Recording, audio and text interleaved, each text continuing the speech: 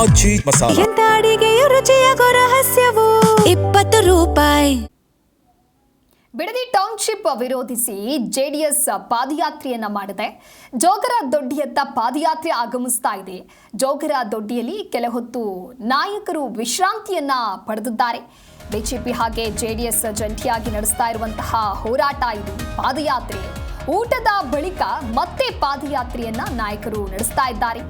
Bidadi township ವಿರೋಧ ಮಾಡಿ ಸರ್ಕಾರದ ವಿರುದ್ಧವಾಗಿ ಆಕ್ರೋಶವನ್ನ ಹೊರಹಾಕಿದ್ದಾರೆ. 3 ದಿನಗಳ ಕಾಲ ನಿಖಿಲ್ ಕುಮಾರಸ್ವಾಮಿ ನೇತೃತ್ವದಲ್ಲಿ ನಡೆಯುವಂತಹ ಕಾಲ್ನಡಿಗೆ ಇದು.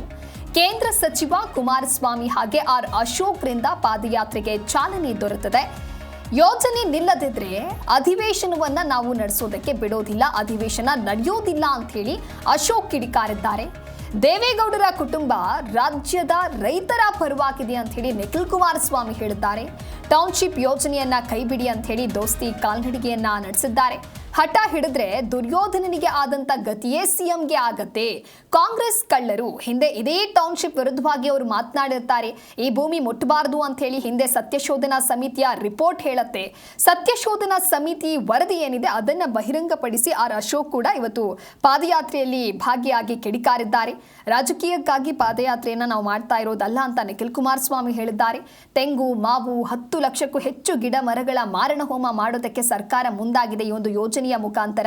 ಹಾಗಾಗಿ ಕಾನೂನು ಹೋರಾಟಕ್ಕೆ ನಾವು ನಿಲ್ತೇವೆ ಅನ್ನುವಂತ ಮಾತನ್ನ ಕುಮಾರಸ್ವಾಮಿ ಕೊಟ್ಟಿದ್ರು.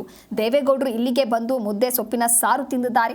ರೈತರ ಪರವಾಗಿ ಹೋರಾಟವನ್ನ ಮಾಡಬೇಕು ಅಂತ ದೇವೇಗೌಡರು ಹೇಳಿದ್ದಾರೆ. ಹಾಗಾಗಿ ಅವರ ಹಾದಿಯಲ್ಲಿ ನಾವು ಸಾಕ್ತಾ ಇದ್ದೇವೆ. ಏನೇ ಆದರೂ ಕೂಡ ರೈತರಿಗೆ ಅನ್ಯಾಯ ಆಗೋದಕ್ಕೆ ಬಿಡಬಾರದು. ಬಿಡದಿ ಟೌನ್ಶಿಪ್ ವಿಚಾರಕ್ಕೆ ಸಂಬಂಧಪಟ್ಟಂತೆ ಸರ್ಕಾರ ತೆಗೆದುಕೊಂಡಿರುವಂತಹ ನಿರ್ಧಾರ ಸರಿ ಇಲ್ಲ, ಈಗಲೇ ರದ್ದುಗೊಳಿಸಬೇಕು ಅನ್ನುವಂತಹ ವಿಚಾರವನ್ನ ಮುಂದಿಟ್ಕೊಂಡು ಇದೀಗ ಬಿಜೆಪಿ ಹಾಗೆ ಜೆಡಿಎಸ್ ಪಾದಯಾತ್ರೆಯನ್ನ ಮಾಡಿದೆ.